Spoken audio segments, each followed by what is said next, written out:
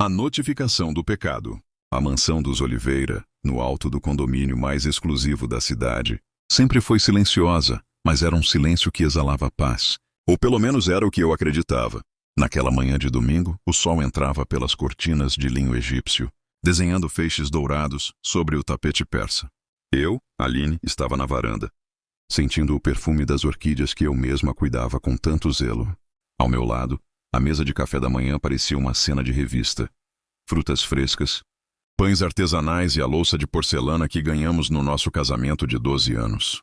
Luan, meu marido, o homem que o mercado financeiro chamava de Titã e que eu chamava de meu porto seguro, tinha acabado de entrar no banho.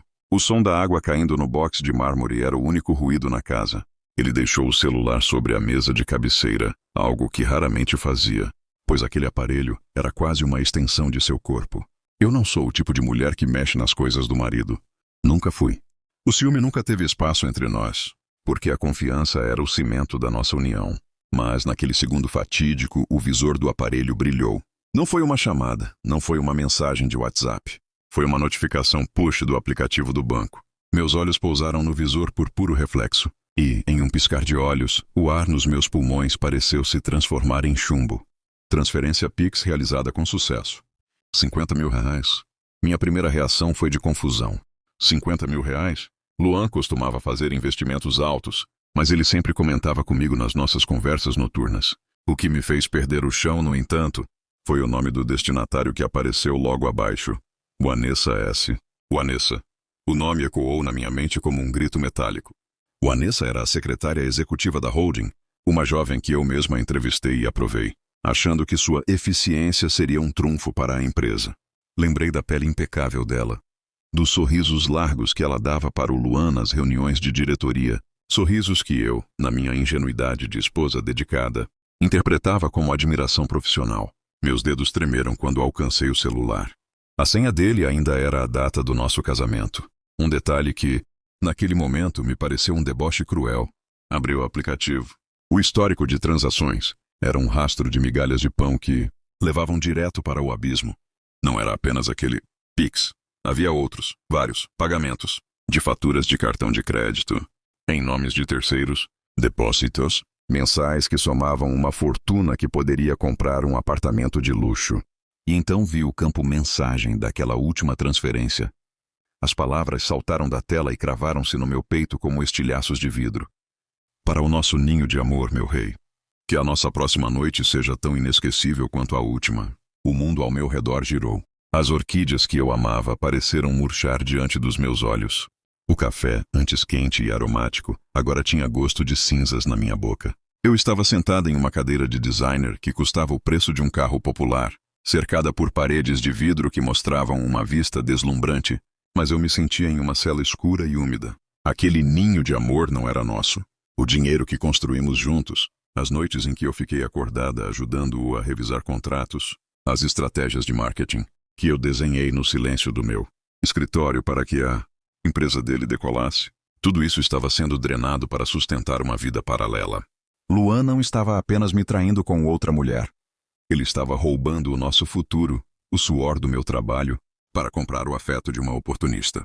Eu ouvi o registro do chuveiro fechar. Cada passo dele dentro do quarto parecia uma batida de tambor, anunciando a minha execução. Eu olhei para o espelho do closet e não reconheci a mulher que me encarava. Onde estava a Aline segura, a sócia silenciosa, a esposa amada. No lugar dela, havia uma mulher com os olhos injetados de dor e as mãos fechadas em punho, escondendo o celular que agora pesava como uma granada prestes a explodir. Luan saiu do banheiro assobiando uma melodia alegre, enrolado em uma toalha de algodão macio. Ele me viu ali parada e sorriu. Aquele mesmo sorriso que um dia me fez acreditar que eu era a mulher mais sortuda do mundo. Bom dia, meu amor. Dormiu bem? Ele perguntou, com uma naturalidade que beirava o psicopatismo. Eu não respondi. Eu não conseguia. Se eu abrisse a boca, eu temia que apenas um grito de agonia saísse. Eu apenas olhei para ele, sentindo o peso daquela notificação no meu bolso. A máscara dele era perfeita, feita de carisma e ternura fingida, mas a minha venda tinha caído. O rei dele tinha um trono feito de traição, e o meu castelo era, na verdade, uma casa de cartas prestes a desmoronar com o primeiro sopro da verdade. Naquele momento, Eu soube. O Pix daquela manhã não foi apenas uma transferência bancária. Foi a certidão de óbito do meu casamento. E enquanto ele se vestia para mais um dia de trabalho duro, eu comecei a desenhar, no silêncio da minha mente, o rascunho da minha sobrevivência. A Aline que aceitava migalhas de atenção morreu naquela varanda. A Aline que iria retomar cada centavo do seu império acabava de nascer. A máscara que caiu em meio ao caos. O silêncio na Suite Master era tão espesso que eu podia ouvir as batidas descompassadas do meu próprio coração. Luan terminava de dar o nó na gravata de seda, olhando-se no espelho com uma satisfação que me causava náuseas. Ele parecia intocável, o retrato do sucesso, enquanto eu sentia que cada célula do meu corpo estava sendo corroída por uma mistura ácida de tristeza e fúria. O celular dele, aquele pequeno aparelho que carregava o peso da minha desgraça, ainda estava na minha mão, escondido sob a mesa de mármore. Luan, minha voz saiu baixa, quase um sussurro, mas carregada de uma vibração que o fez parar o movimento das mãos. Diga, querida, estou um pouco atrasado para uma reunião de diretoria. O que foi? Ele nem sequer se virou para me olhar. A casualidade dele era o golpe final na minha dignidade.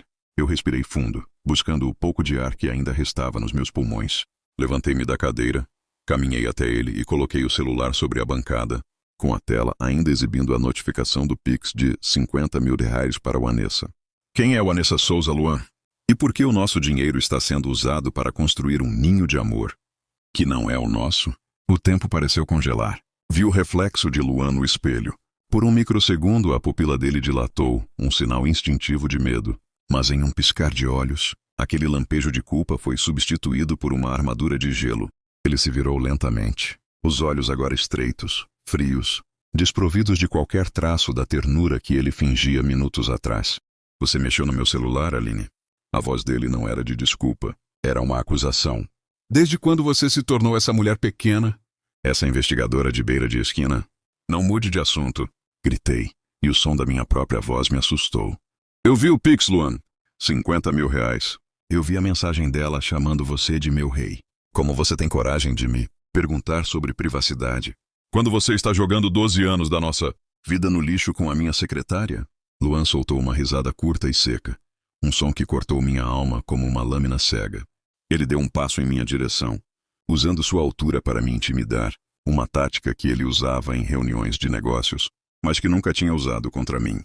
Baixe o tom de voz para falar comigo nesta casa. Ele rosnou, o rosto agora vermelho de uma raiva súbita e desproporcional. Você quer falar de dinheiro? Ótimo. Vamos falar de realidade. Tudo o que você vê aqui, cada joia que você usa, cada viagem que fazemos, é fruto do meu trabalho. Eu sou o motor desta empresa.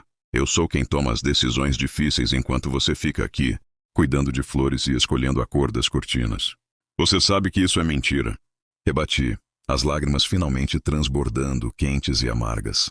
Eu ajudei você a construir cada tijolo dessa holding. Eu revisei seus contratos, eu salvei sua pele em 3 crises financeiras. Eu abri mão da minha carreira para que a sua decolasse. Nós somos sócios, Luan. No papel e na vida. Sócios?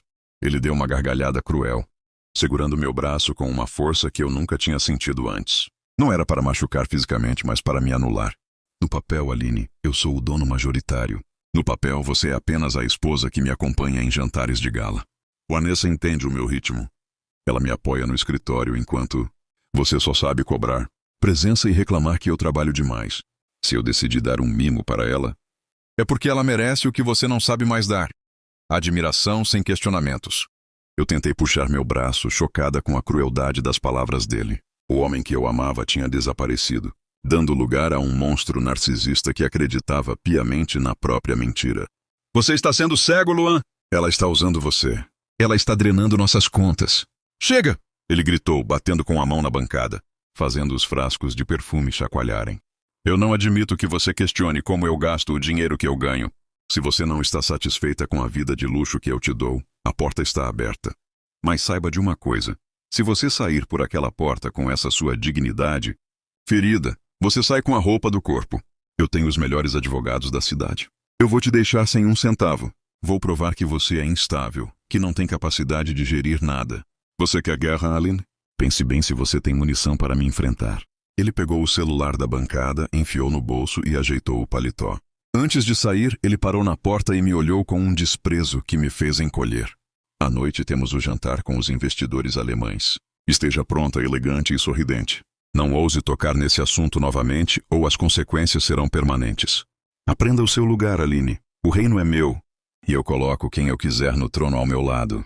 Ele saiu, batendo a porta com tanta força que o quadro do nosso casamento na parede ficou torto. Eu caí de joelhos no chão frio de mármore, soluçando até meu peito doer. A humilhação era completa. Ele não sentia culpa, ele sentia direito. Ele achava que podia comprar o meu silêncio com o luxo que ele mesmo estava roubando de mim. Mas, enquanto as lágrimas lavavam meu rosto, algo mudou dentro de mim. A dor, que antes era uma ferida aberta, começou a cicatrizar em forma de uma determinação fria e cortante. Ele achava que eu era apenas um acessório, uma peça decorativa da sua vida de magnata. Ele esqueceu que durante 12 anos, fui eu quem guardou todas as chaves, quem leu todas as cláusulas e quem conhecia cada ponto fraco do seu império. Ele queria que eu aprendesse meu lugar, pois eu aprenderia. Mas o lugar que eu estava reservando para ele não era o de um rei, e sim o de um homem que veria seu castelo de mentiras virar pó. A guerra tinha começado, e Luan acabara de cometer o erro de subestimar a mulher que o colocou no topo. A humilhação pública, o brinde que cortou como navalha. À noite do jantar com os investidores, Alemães chegou com uma frieza que parecia emanar do meu próprio peito. Eu estava diante do espelho, mas não via a esposa submissa que Luan esperava encontrar. Eu vestia um vestido de seda negra, cortado com uma precisão cirúrgica, que moldava meu corpo como uma armadura de luxo. Minhas joias eram discretas, mas caras. Meu batom era de um vermelho tão profundo que parecia sangue seco. Eu estava impecável. Eu estava pronta para o meu papel de coadjuvante na peça teatral, que Luan chamava de vida. Luan entrou no quarto, já vestido com seu terno italiano de 3 peças. Ele me olhou de cima a baixo, um sorriso de satisfação arrogante brincando nos lábios. Ele achava que o seu grito daquela manhã tinha me domado. Ele acreditava que o medo da pobreza me manteria calada e sorridente. Magnífica, Aline. É assim que eu gosto de te ver. Elegante, silenciosa e ao meu lado. Lembre-se, hoje o contrato de 30 milhões de euros depende da imagem de estabilidade da nossa família. Sorria e balance a cabeça. Deixe os negócios para quem entende. Eu apenas assenti. Um gesto mecânico que ele interpretou como obediência. Se ele soubesse que, dentro da minha pequena bolsa de grife, não havia apenas maquiagem, mas um pendrive com as capturas de tela de todos os pics feitos para Vanessa e a gravação da nossa briga matinal, ele não estaria tão calmo. O restaurante escolhido era o mais sofisticado da cidade, um reduto de mármore e cristal reservado para a elite financeira. Quando entramos, as cabeças se viraram. Éramos o casal de ouro. Luan caminhava com o peito estufado, cumprimentando os alemães com um aperto de mão firme e um inglês impecável. Vanessa estava lá, é claro. Ela usava um vestido verde esmeralda, decotado demais para uma secretária, e trocava olhares cúmplices com Luan por cima dos menus de couro.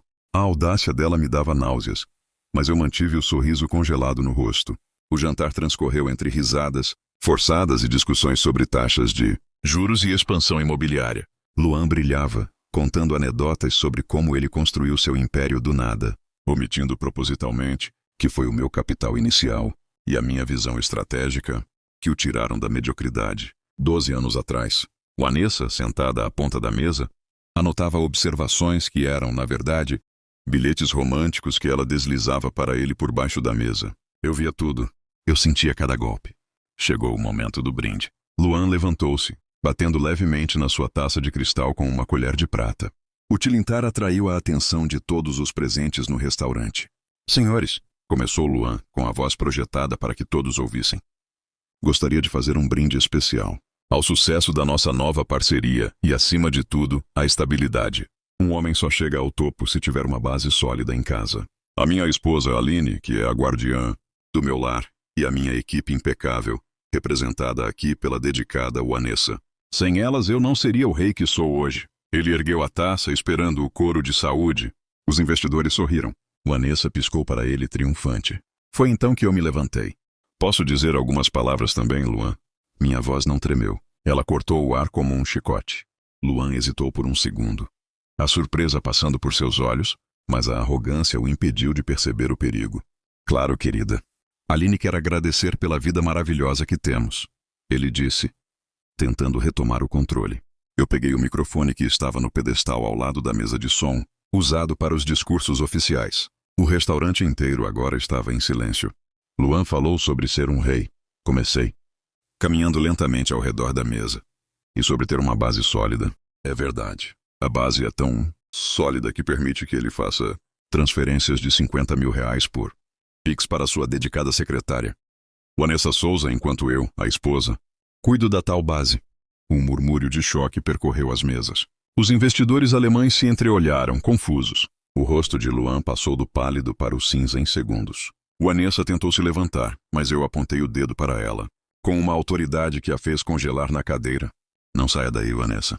Quero que todos vejam o ninho de amor que meu marido está construindo com o dinheiro que pertence à nossa holding. Luan, você disse que eu deveria aprender o meu lugar, lembra? Pois o meu lugar não é mais ao seu lado. Fingindo que não vejo você me roubar para sustentar essa mulher. O meu lugar é onde a verdade aparece. Eu sinalizei para o garçom que eu tinha subornado discretamente minutos antes com um maço de notas. No telão do restaurante, onde antes passavam imagens de empreendimentos imobiliários, surgiram as capturas de tela do extrato bancário. O nome de Vanessa estava lá, em letras garrafais, ao lado de valores exorbitantes. E, para finalizar, o áudio da briga daquela manhã ecoou pelos alto-falantes. No papel: Aline, você é apenas a esposa. Eu coloco quem eu quiser no trono ao meu lado. A humilhação era absoluta. Luan estava paralisado, a taça de champanhe ainda na mão. Enquanto os investidores alemães, homens que prezavam a ética e a moral familiar acima de tudo, fechavam suas pastas com estrépito.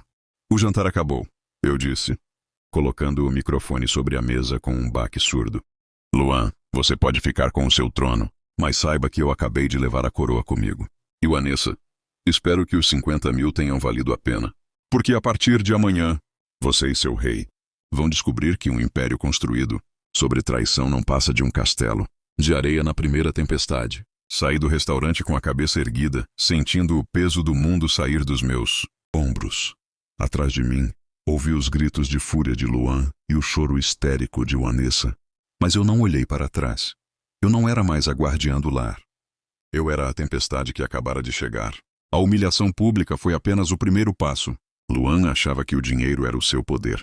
Mas ele esqueceu que quem controlava os fluxos, os segredos e as chaves daquele império sempre fui eu.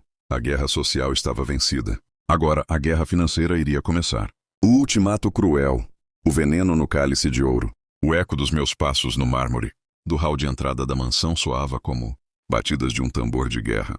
Eu cheguei primeiro. Sabia que Luan não demoraria. A fúria dele estaria borbulhando, alimentada pela vergonha pública que eu acabara de lhe causar diante da elite financeira da cidade. Eu não acendi as luzes principais. Deixei apenas o abajur da biblioteca ligado, criando sombras longas que pareciam garras nas paredes, decoradas com obras de arte que ele comprou para ostentar um refinamento que nunca possuiu de verdade. Não demorou 10 minutos. O som do motor do carro esportivo rugiu no pátio como uma fera ferida. A porta da frente foi escancarada, com tamanha violência que o cristal do lustre tilintou em protesto. Luan entrou como um furacão de ódio. Ele arrancou a gravata, jogando-a no chão com desprezo, e caminhou em minha direção com os olhos injetados, as veias do pescoço saltadas, transfigurado pela raiva que ele não conseguia mais conter. Você ficou louca, Aline? O grito dele ricocheteou nas paredes altas. Você destruiu o maior contrato da história da minha holding. Você me humilhou na frente dos alemães. Você sabe o que você fez? Você acabou com a nossa reputação em uma única noite de histeria. Eu permaneci sentada na poltrona de couro, cruzando as pernas com uma calma que parecia irritá-lo ainda mais. Eu não era mais a esposa que chorava pelos cantos implorando por migalhas de atenção. Eu era a tempestade que ele mesmo convidou para entrar. Reputação, Luan? Minha voz era um fio de navalha, fria e precisa. Você fala de reputação enquanto usa o dinheiro da nossa conta conjunta para comprar o silêncio e o corpo de uma secretária barata.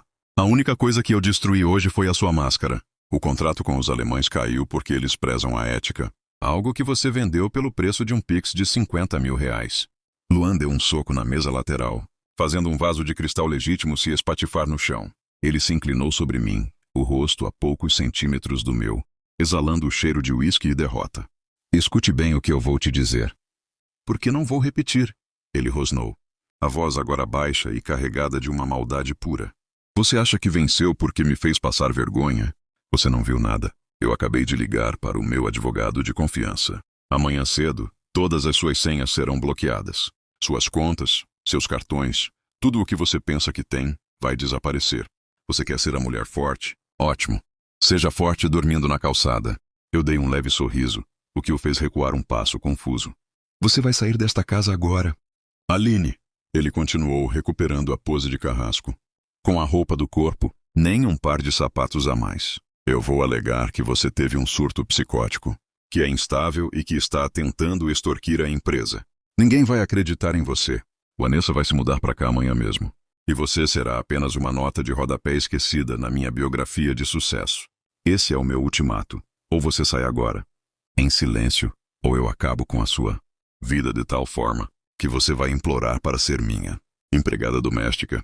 A crueldade dele não me surpreendia mais. O homem com quem eu dividi a cama por 12 anos era um estranho, que via as pessoas como ativos ou passivos. E eu, para ele, acabara de me tornar um passivo tóxico. É curioso você mencionar os seus advogados, Luan, eu disse, levantando-me lentamente e caminhando até a janela que dava para o jardim impecável. Porque enquanto você estava brindando a sua própria arrogância no restaurante, eu estava tomando as minhas próprias precauções. Você esqueceu que eu sou a diretora administrativa da holding. Você esqueceu que fui eu quem configurou os protocolos de segurança dos servidores da empresa. Luan riu, uma gargalhada nervosa e sem alegria. Protocolos? Eu mudei tudo mês passado, sua tola. Você não tem acesso a nada. Você mudou o que eu deixei você mudar. Rebati, virando-me para encará-lo com um olhar de piedade. Mas você nunca descobriu a conta espelho que eu criei há 3 anos. Quando percebi que a sua ambição estava começando a flertar com a ilegalidade. Cada pix que você fez para a Vanessa, cada desvio de verba para paraísos fiscais, cada contrato superfaturado, tudo está documentado. E não está no servidor da empresa, Luan. Está em um servidor externo, criptografado, cuja chave só eu possuo. O rosto de Luan começou a perder a cor, passando de vermelho para um cinza cadavérico. Ele tentou dizer algo, mas as palavras pareceram morrer na sua garganta. Então, aqui está o meu ultimato, continuei, dando um passo firme em sua direção. Você vai dormir no quarto de hóspedes hoje. Amanhã, você vai à empresa e vai anunciar que está se afastando por motivos de saúde, delegando a gestão interina para mim. Se você tentar me expulsar, se você tocar em um único centavo das minhas contas pessoais, ou se aquela mulher colocar os pés na minha calçada, eu envio o dossiê completo para a Polícia Federal e para a Receita. Você não vai apenas perder a mansão, Luan. Você vai trocar esse terno italiano por um uniforme de presidiário. O silêncio que se seguiu foi absoluto. Luan parecia ter envelhecido 10 anos em 10 segundos. O rei estava nu, e a coroa que ele tanto prezava estava derretendo sob o calor da própria sujeira. Ele percebeu pela primeira vez que a esposa submissa era a única pessoa que realmente detinha o poder de destruí-lo. Você não teria coragem, ele sussurrou, a voz trêmula de medo. Tente a sorte, Luan. Tente me expulsar e veja o seu império virar pó antes do nascer do sol. Agora saia da minha frente. O cheiro da sua traição está me deixando enjoada. Ele recuou, tropeçando nos próprios pés, e saiu da biblioteca como um animal acuado. Eu permaneci ali, olhando para a escuridão do jardim. A vitória na primeira batalha era minha. Mas eu sabia que Luan era uma cobra e, quando as cobras se sentem encurraladas, elas dão o bote mais venenoso. A guerra jurídica estava apenas começando, e eu precisaria de cada gota da minha inteligência para garantir que, no final, a justiça não fosse apenas uma palavra, mas a minha nova realidade. O pacto de sangue e papel. A manhã de segunda-feira nasceu cinzenta, com uma névoa densa que abraçava os arranha-céus da metrópole, mas dentro de mim a clareza era absoluta. Eu não dormi. Passei a noite revisando cada linha de código, cada transferência camuflada e cada nota fiscal fria que Luan assinou sob o efeito da luxúria e da prepotência. Às 9 horas em ponto, estacionei o meu carro em frente ao edifício de vidro fumê onde funcionava o escritório do Dr. Valadares. Valadares era uma lenda urbana no mundo jurídico. Diziam que ele não tinha clientes, tinha aliados. Ele era o único homem que fizera Luan perder o sono em uma disputa de terras anos atrás. Luan o chamava de abutre, mas para mim, ele era a única ave de rapina capaz de estraçalhar a carcaça do império que o meu marido pensava possuir. Ao entrar naquela sala revestida de carvalho escuro, O cheiro de papel antigo e café forte me trouxe uma estranha sensação de segurança. Valadares, com os seus olhos de lince e cabelos grisalhos perfeitamente alinhados, não me cumprimentou com condescendência. Ele apenas apontou para a cadeira de couro e disse: "A senhora demorou a vir, Dona Aline. Eu sabia que este dia chegaria desde o momento em que viu seu marido ostentar aquele Patek Philippe numa festa beneficente enquanto a empresa dele declarava um prejuízo fictício. Eu não perdi tempo com preâmbulos. Abri o meu computador e conectei o pendrive. Eu não quero apenas o divórcio, doutor. Eu quero a restituição histórica. Luan usou a nossa conta conjunta, o nosso patrimônio construído em 12 anos de suor, para sustentar uma vida de luxo para a secretária. Ele cometeu fraude, lavagem de dinheiro e, acima de tudo, ele subestimou a mulher que gerenciava os números dele. Valadares deslizou os olhos pelos documentos. Vi um sorriso de canto de boca surgir no seu rosto severo. Isso aqui não é apenas um processo de divórcio. Aline, é um roteiro para uma prisão preventiva. Ele foi descuidado. O Pix de 50 mil foi apenas a ponta de um iceberg de gelo sujo. Ele transferiu imóveis da holding para uma empresa de fachada no nome da Vanessa Souza. Ele está esvaziando o caixa da empresa para deixar a senhora com as dívidas enquanto ele foge com a amante para a Europa. O meu sangue ferveu, mas a minha mente permaneceu fria. Eu já esperava por isso. Mas ouvir de um especialista tornava a traição ainda mais palpável. O que nós vamos fazer? Perguntei, a voz firme como o aço. Nós vamos blindar o que é seu por direito, explicou Valadares, batendo com a caneta de ouro na mesa. Primeiro, vamos entrar com uma medida cautelar de arrolamento de bens. Vou bloquear cada conta, cada investimento e cada carro de luxo em nome dele e da amante. Depois vamos usar as provas de desvio de finalidade para pedir a desconsideração da personalidade jurídica. Em termos simples, a justiça vai buscar o dinheiro onde quer que ele o tenha escondido, inclusive nas bolsas de marca da senhorita Vanessa. E quanto à ameaça dele de me deixar sem nada? Questionei, lembrando do olhar de ódio de Luan na noite anterior. Valadares riu, um som seco e autoritário. Ele é um amador brincando de ser tubarão. Ele esqueceu que o estatuto da holding exige a assinatura de ambos os cônjuges para qualquer venda de ativos acima de um determinado valor. Ele falsificou a sua assinatura em 2 contratos de venda de terrenos. Aline, isso é crime federal. Ele não vai apenas perder o dinheiro. Ele vai perder a liberdade se tentar lutar. Saí daquele escritório sentindo que a armadilha estava montada. Mas eu precisava de mais. Eu precisava ver a cara da Vanessa quando ela percebesse que o rei dela estava prestes a se tornar um peão sem tabuleiro. Voltei para a empresa. Caminhei pelos corredores com a cabeça erguida, ignorando os sussurros dos funcionários que já sabiam do escândalo no restaurante. Entrei na sala da presidência sem bater. Luan estava lá, sentado na sua cadeira de couro, com Vanessa ao seu lado, debruçada sobre o ombro dele como se já fosse a dona do lugar. "O que você faz aqui?" Luan saltou da cadeira, a arrogância voltando ao seu rosto. "Eu dei ordens para os seguranças não te deixarem subir."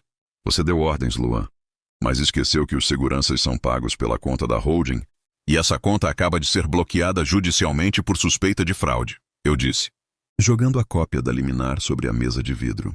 Vanessa empalideceu, o batom vermelho parecendo agora uma mancha de sangue num rosto de porcelana falsa. "Como assim bloqueada?" Ela gaguejou, a voz fina e estridente. "Luan, você disse que o dinheiro estava seguro!" "Está!" gritou Luan, tentando manter a pose, mas as mãos dele tremiam. "Aline, você está cavando a sua própria cova. Você vai destruir a empresa só por vingança?" "Vingança? Não, Luan. Isso chama-se justiça. Eu fundei esta empresa. Eu coloquei o capital. Eu desenhei o modelo de negócio. Se você achou que poderia usar o meu cérebro para enriquecer a sua amante, você falhou na matemática básica. Caminhei até a Vanessa, que recuou até bater na parede. Aproveite as suas bolsas e os seus sapatos enquanto pode, Vanessa, porque o oficial de justiça está a caminho do seu ninho de amor, para apreender tudo o que foi comprado com dinheiro desviado. Você queria o meu marido? Pois fique com ele. Mas fique com ele na miséria, porque a fortuna dele acaba de voltar para a mão de quem realmente sabe como ganhá-la. Luan tentou avançar sobre mim, mas eu apontei o celular, onde o número do Dr. Valadares já estava discado. Tente qualquer coisa, Luan. O Dr. Valadares está na linha com o promotor. Um toque, e a sua prisão sai antes do almoço. Escolha bem o seu próximo movimento. O silêncio que se seguiu na sala foi o som mais doce que eu já ouvi. Luan desabou na cadeira, os olhos vagos, percebendo que o seu império de vidro estava a estilhaçar-se. Ele olhou para a Vanessa e, pela primeira vez, vi nojo no olhar dele. O nojo de quem percebe que comprou uma aliada que só ficaria enquanto o ouro brilhasse. Eu saí daquela sala sem olhar para trás. A jogada mestre estava feita. Eu tinha o controle das contas, tinha a lei do meu lado e, pela primeira vez em 12 anos, eu tinha a minha dignidade intacta. A guerra ainda não tinha acabado. Mas o checkmate estava a apenas alguns movimentos de distância. Luan pensava que eu era o seu ponto fraco, mas descobriu da pior maneira possível que eu era a única força que o mantinha de pé. Agora, ele ia aprender a cair. O golpe da amante. Rato que abandona o navio. O silêncio na cobertura da holding era sufocante, interrompido apenas pelo som rítmico do relógio, de parede que parecia contar os segundos da queda de Luan.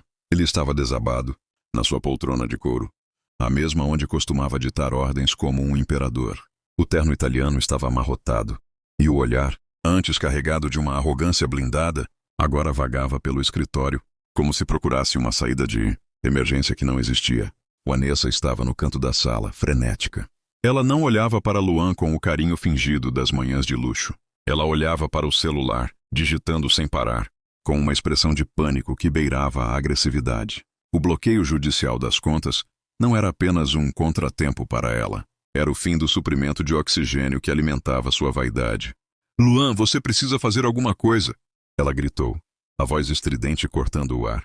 "O cartão da loja foi recusado!" Eu tentei passar a bolsa nova e a vendedora me olhou como se eu fosse uma golpista. "Você disse que tinha uma reserva em paraíso fiscal. Onde está esse dinheiro?"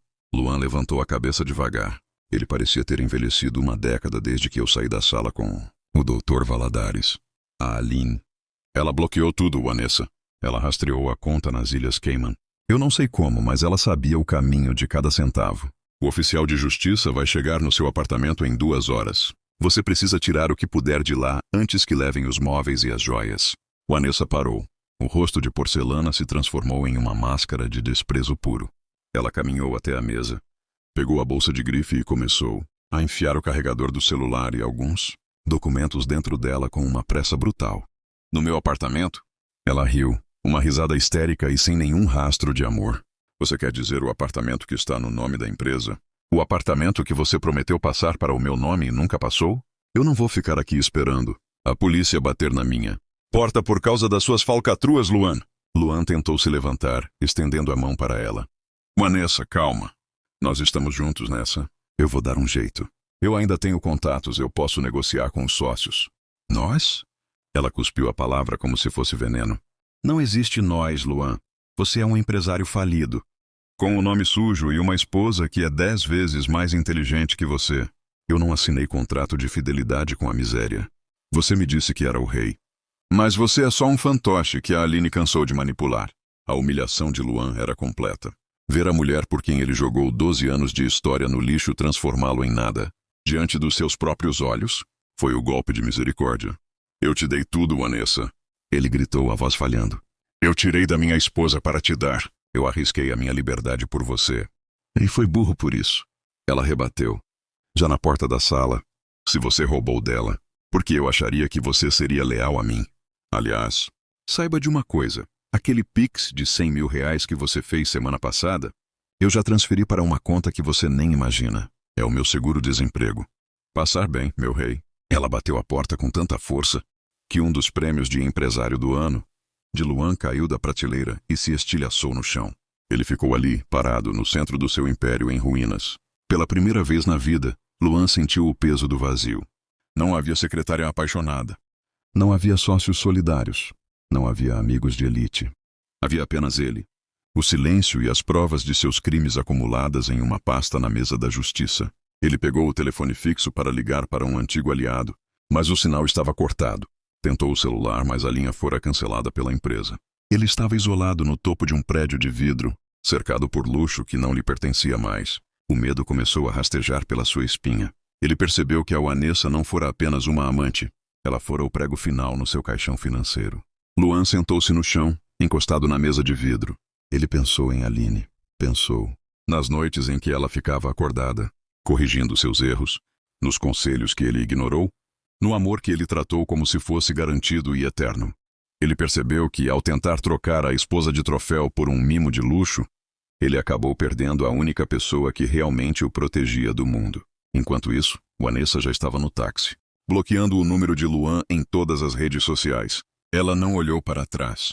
Para ela, Luan era apenas um investimento que deu prejuízo, e ela já estava em busca do próximo mercado para explorar. Sozinho. Pela primeira vez em anos, o grande Luan Oliveira estava verdadeiramente sozinho. E o pior, ele sabia que o sol nem tinha se posto ainda, e a parte mais sombria da tempestade que Aline preparou ainda estava por vir. O ninho de amor virara uma gaiola de ferro, e a chave estava nas mãos da mulher que ele ousou subestimar. O fundo do poço, o crepúsculo de um ídolo de barro, o relógio de ouro que antes adornava o pulso de Luan, foi a última coisa a ir embora.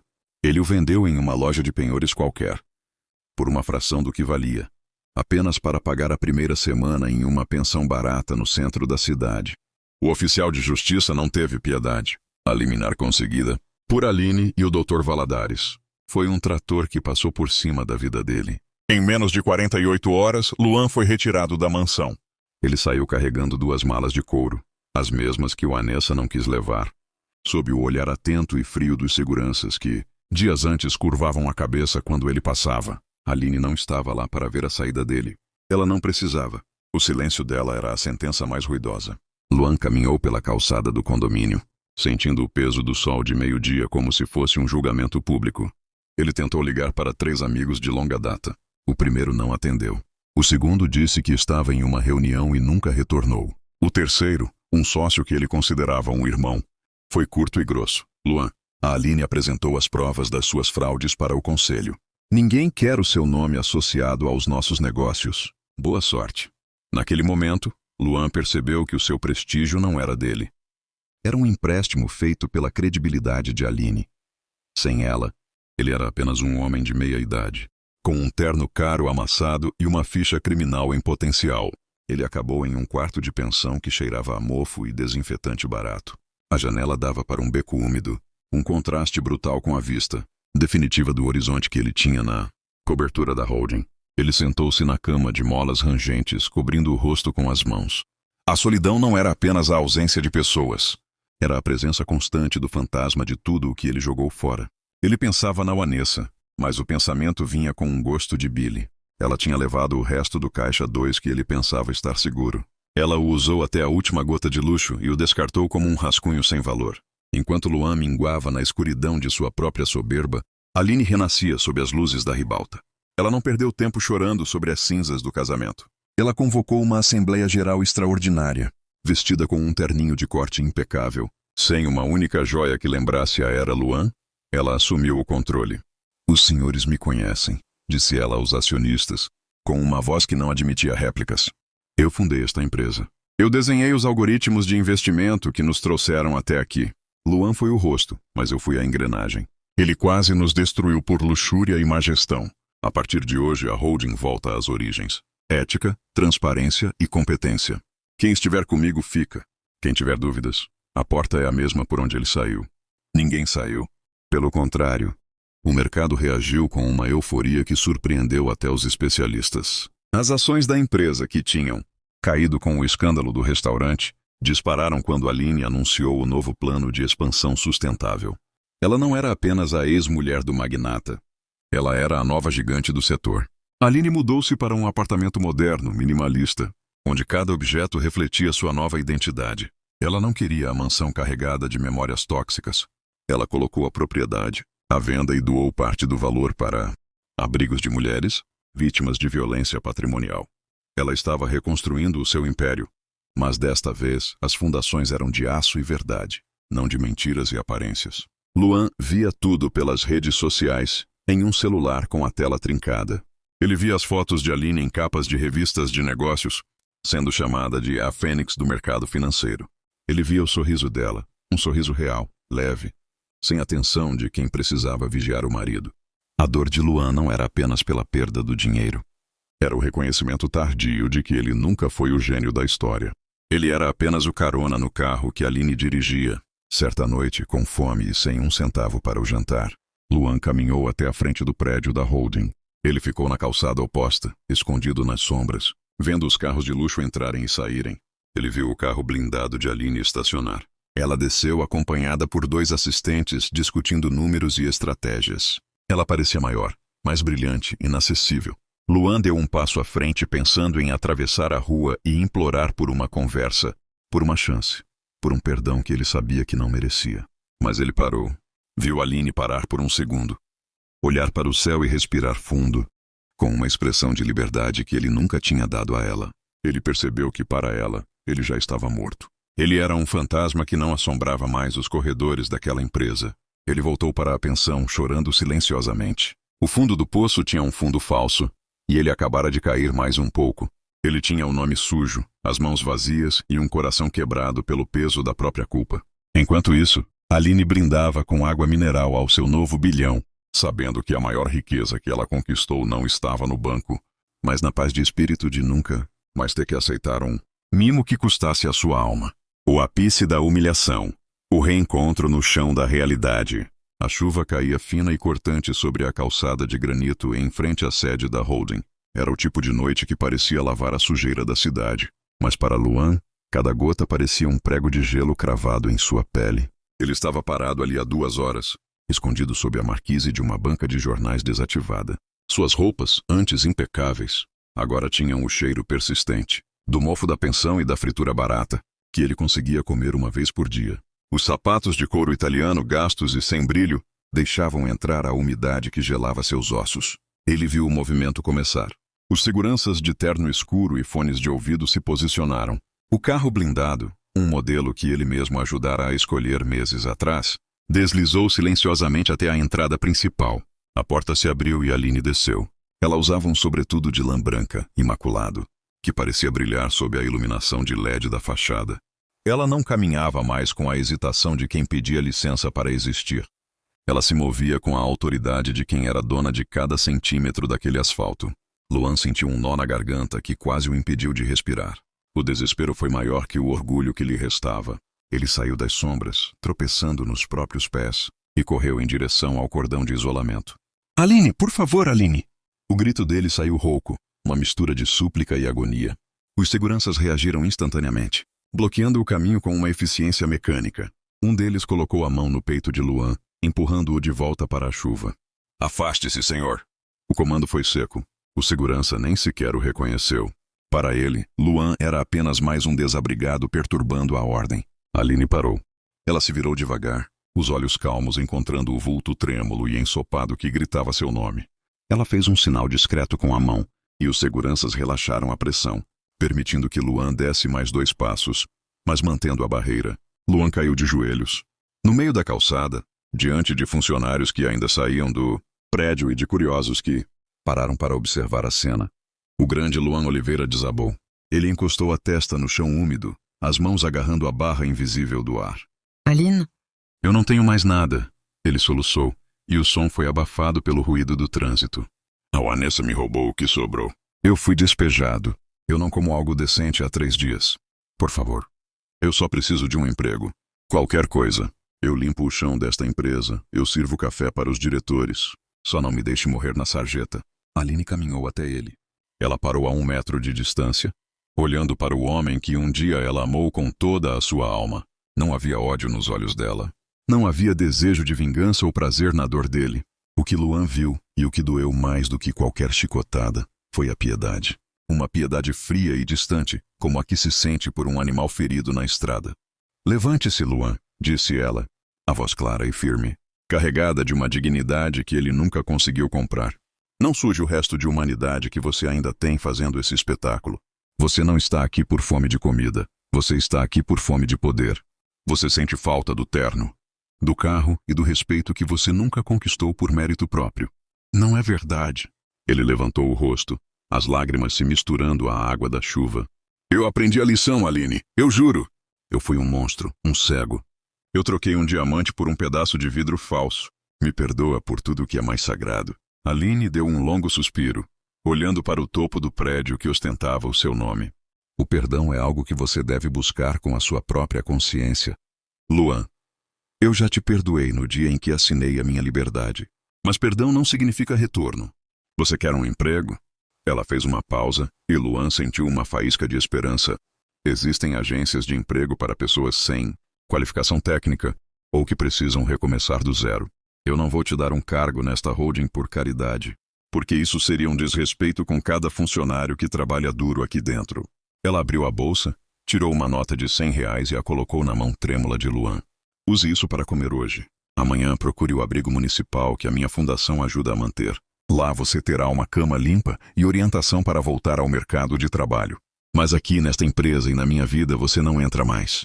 Você disse uma vez que o reino era seu, lembra? Pois agora o reino é de quem o governa com verdade. Adeus, Luan. Ela se virou e entrou no prédio sem olhar para trás nenhuma única vez. Luan ficou ali, ajoelhado, segurando a nota de R$ 100 que parecia pesar uma tonelada. Ele viu as portas de vidro se fecharem, selando o seu destino. Ele era um estranho na sua própria criação. O rei tinha sido exilado não por um golpe, mas por sua própria traição. Ele se levantou devagar, sentindo o peso da nota na mão. Aqueles R$ 100 eram o preço da sua alma.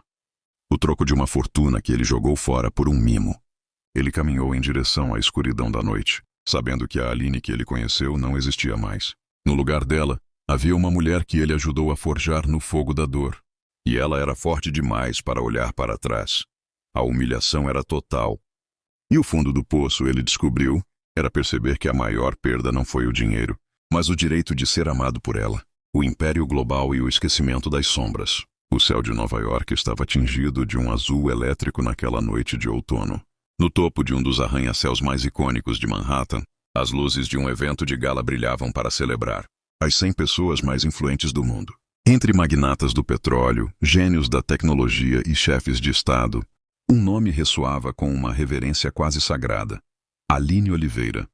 Ela não era mais apenas a sobrevivente de um escândalo doméstico em São Paulo. Ela era a arquiteta de um novo modelo de capitalismo ético que estava sendo replicado em Londres, Tóquio e Dubai. Vestida em um longo de seda azul noite, com um colar de diamantes, que ela mesma comprou com o lucro de sua última fusão internacional, Aline caminhava pelo salão com uma serenidade que intimidava os mais poderosos. A imprensa internacional a chamava de a Dama de Ferro da Gestão. Ela havia transformado a holding, que Luan quase levara à falência, em um conglomerado multibilionário voltado para investimentos de impacto social e tecnológico. Naquela noite, ela subiria ao palco para receber o prêmio de líder global do ano. Aline, como se sente sendo a primeira mulher da América Latina a alcançar este patamar de controle acionário global? Perguntou um repórter da Forbes, estendendo o gravador. Aline parou.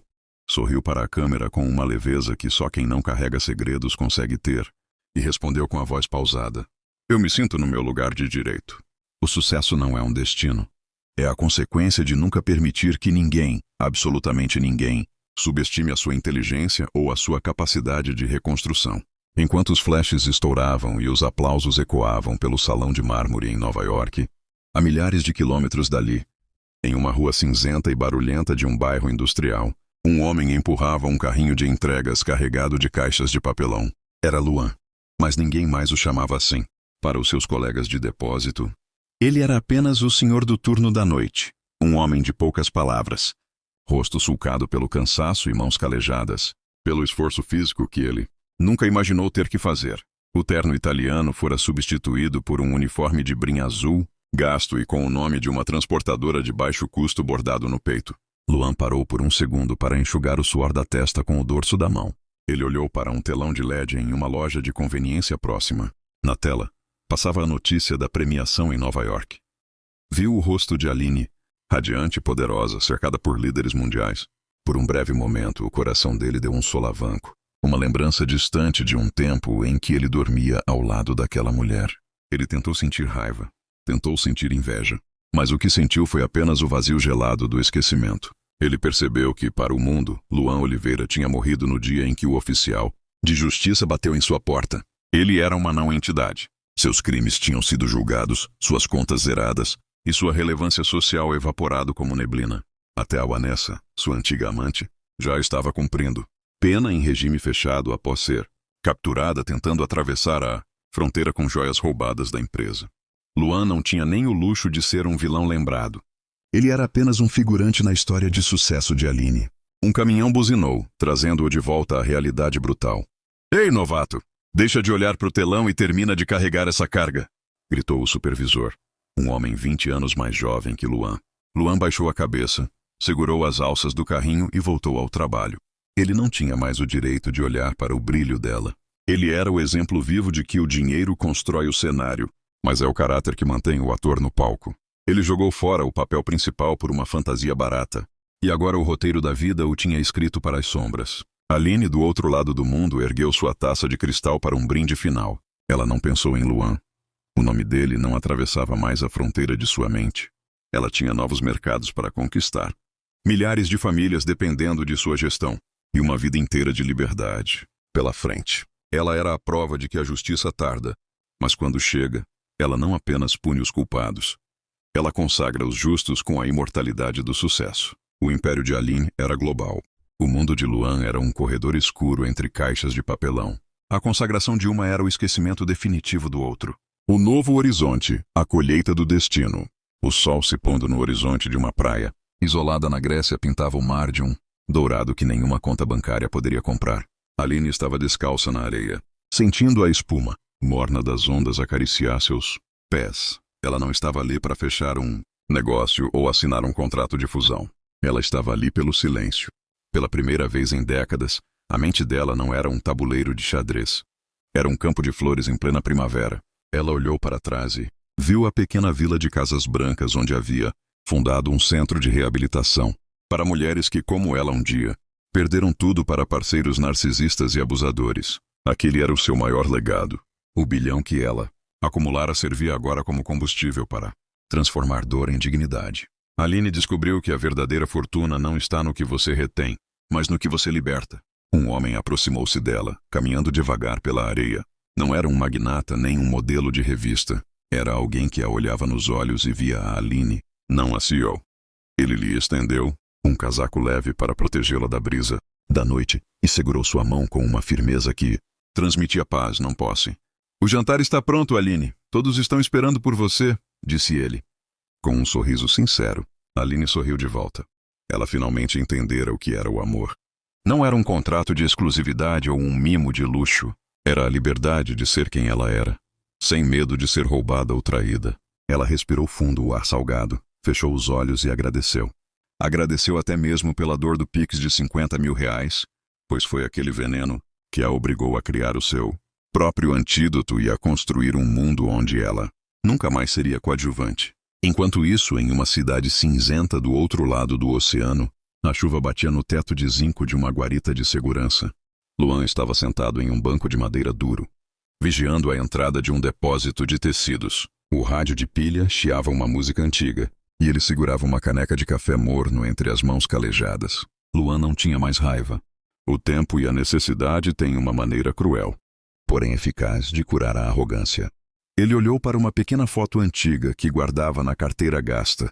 Uma foto de Aline rindo em um piquenique, anos antes de o império e a traição destruírem tudo. Ele não sentia mais que ela lhe devia algo. Ele entendera no silêncio de suas noites de vigia que ele mesmo se exilara do paraíso. Ele pegou um pequeno caderno e escreveu: O caráter é a única moeda que não sofre inflação. Aquela era a sua pequena redenção espiritual. Ele vivia de forma simples, pagando suas dívidas, sobrevivendo um dia de cada vez e encontrando uma dignidade humilde que ele nunca conhecera no topo da holding. Luan aprendera que ser um rei sem caráter é ser apenas um mendigo fantasiado. A história de Luan e Aline terminou ali, naquele crepúsculo. Dois caminhos que se cruzaram no luxo e se separaram na verdade. Aline subiu para as estrelas, carregando consigo a luz da justiça e da bondade. Luan desceu para a terra, aprendendo a caminhar com os pés no chão da realidade. O mar da Grécia continuou a brilhar, e o depósito de tecidos continuou sob a guarda silenciosa de Luan. No final, a vida provou ser o juiz mais justo de todos. Ela deu a cada um exatamente o que eles plantaram. Para Aline, a colheita foi o amor e a paz. Para Luan, a colheita foi a lição e a solidão. E assim, o livro da traição foi fechado, para que o livro da vida pudesse, finalmente, ser escrito com tinta de verdade. E assim termina a jornada de superação de Aline. Uma história que começou com um pix de traição e terminou com uma consagração de luz. O que essa história ensinou para você hoje? O caráter vale mais que o dinheiro? Deixe seu like se você torceu pela vitória da Aline do início ao fim. Se inscreva no canal para mais histórias que tocam a alma e trazem justiça. Deseja que eu crie agora uma sugestão de título chamativo. E as tags para o YouTube para esse vídeo final?